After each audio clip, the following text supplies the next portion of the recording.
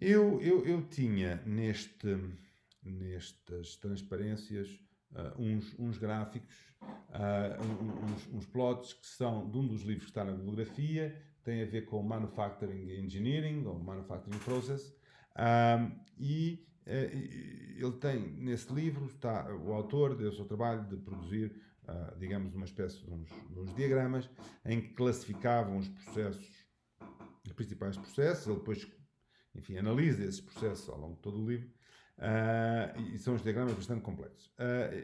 Como digo, passar isto para o YouTube, esses diagramas não podem aparecer, e então eu tentei encontrar coisas essencialmente baseadas na Wikipédia, que tem uma licença que permite utilizar as imagens, mas que ilustrassem à mesma os conceitos. E até acho que ficou melhor, porque ficou mais simples para vocês mostrarem. Ora bem, um processo de fabrico, que em inglês se chama casting e em português se chama fundição, é um processo que é ainda muito utilizado. A maior parte como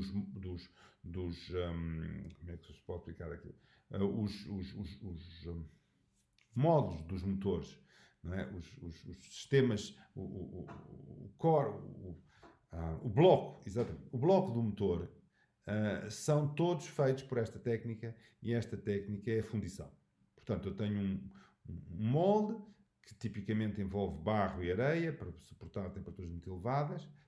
Esse molde é o negativo, é a forma negativa do metal que eu quero produzir, e o metal é vazado para dentro do molde, obviamente com certas características, de modo a que possa fluir para não ficarem bolhas de ar, etc. Mas essencialmente é isto, é vazado para dentro do molde e depois espera que arrefeça.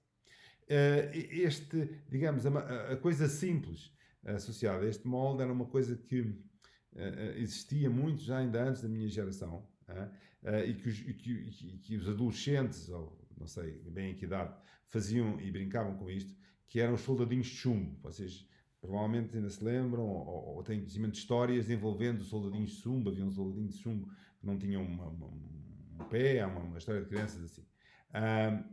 Portanto, o soldadinho de chumbo, como é que era? O chumbo tem uma característica, que é um ponto de fundição relativamente baixo. Portanto, não é necessário ter uma tecnologia muito avançada para fundir o chumbo. Portanto, havia digamos, uns kitzinhos, umas coisas em que, uns moldes, não é? Em que a pessoa definia uma forma, despejava o chumbo, e quando abria o molde estava o soldadinho de chumbo construído. O soldadinho de chumbo tinha sempre uma espécie de duas features em relevo, uma em relação ao centro para um lado, outra em relação ao centro para o outro, e portanto isso permitia que o molde só tivesse duas partes e por abertura fosse feito. Ora bem, hoje os moldes são mais complexos, o molde dos motores é de certeza muito mais sofisticado e tem muitas aberturas em vários sítios, não é? Ou então são destrutivos, por exemplo. Há moldes que são construídos uma vez e depois não são reaproveitados. Tem que sofrer um processo qualquer para se fazer outra vez o molde, porque não há maneira de tirar o metal lá de dentro sem os destruir. Pronto. Mas, portanto, isto é, digamos, a fundição, não é? A fundição implica sempre passar o metal para um estado de viscosidade muito baixa, tipicamente líquido, e depois vertê-lo num molde que lhe define a forma. Normalmente este processo de fundição não está associado a formas com grande rigor. Porquê? Porque, com grande rigor, portanto, eu não sei se um soldadinho de chumbo tem exatamente 2 centímetros de diâmetro, ou 2 centímetros mais ou menos 50 microns. Não sei. Também não sei exatamente, então, se for uma liga, há este problema, é difícil de garantir que a liga, o aço, a liga de alumínio, etc., é extremamente uniforme neste processo. Tipicamente, a metalurgia diz que eu quero ter condições de arrefecimento muito bem controladas. Portanto, os materiais têm propriedades diferentes se estiverem em zonas em que arrefecem muito rapidamente ou zonas em que arrefecem mais lentamente. E, portanto, os moldes têm esse desafio. Como há zonas com espessura diferente, umas vão arrefecer, portanto, não é? E tem que ser fundido, umas vão arrefecer mais cedo, mais tarde, e, portanto, em termos de metalurgia, são um bocadinho exigentes. E o próprio molde em si tem uma certa forma, mas é ocupado por um material quando está quente, não é? É definido à forma a quente, depois o material arrefece, então como é que fica exatamente as suas dimensões. Quando se abre o molde, há sempre umas linhas que correspondem a essa abertura. Portanto, de um modo geral, dizem vocês, então, mas o tal bloco do motor é feito por fundição. É. E o que acontece é que o bloco do motor, quando feito por fundição, não é assim tão perfeito. E então o que é que se faz? Mas também a maior parte do bloco do motor é uma caixa externa, não faz grande mal. O que é que é preciso? É preciso que, por exemplo, a flange de cima do bloco do motor, que é a interface com a cabeça do motor, seja muito precisa. E então o que se faz é aquela peça feita por fundição e há outro processo de maquinação que se segue para fazer essas superfícies lisas, para definir os cilindros dos pistões também com grande precisão e com grande exatidão. Portanto, este processo de fundição existe e normalmente se eu quiser peças com grande rigor tem que se seguir também outro processo de maquinação chamada maquinação subtrativa.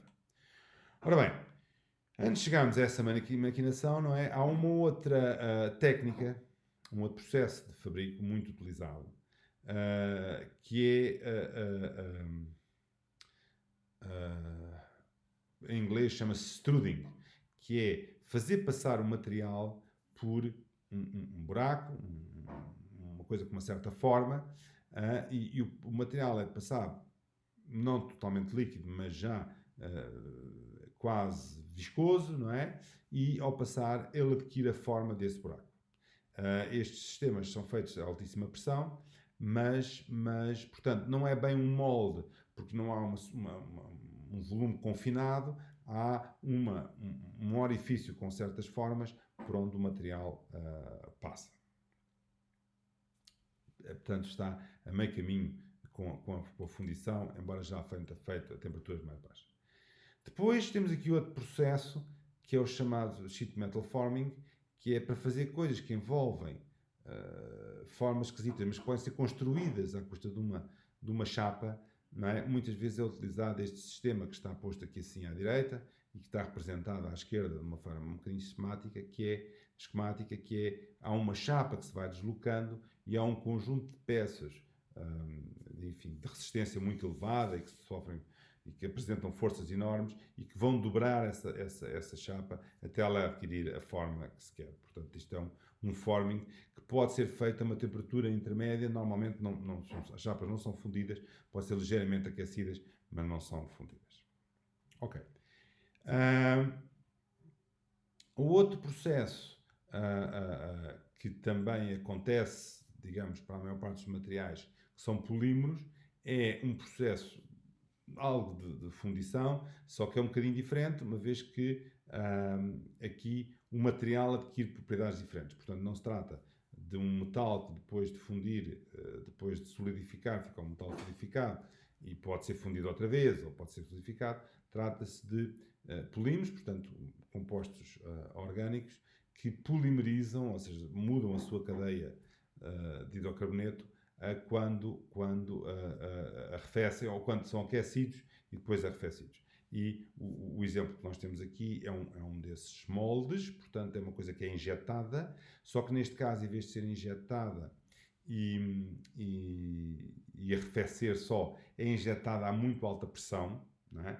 E o que garante, de alguma maneira, uma certa uniformidade, e depois digamos que esse molde abre. Estes moldes são moldes tipicamente reutilizáveis e que estão feitos para abrir, fechar, abrir e suportar pressões muito grandes, porque estas injeções são feitas a pressões muito grandes.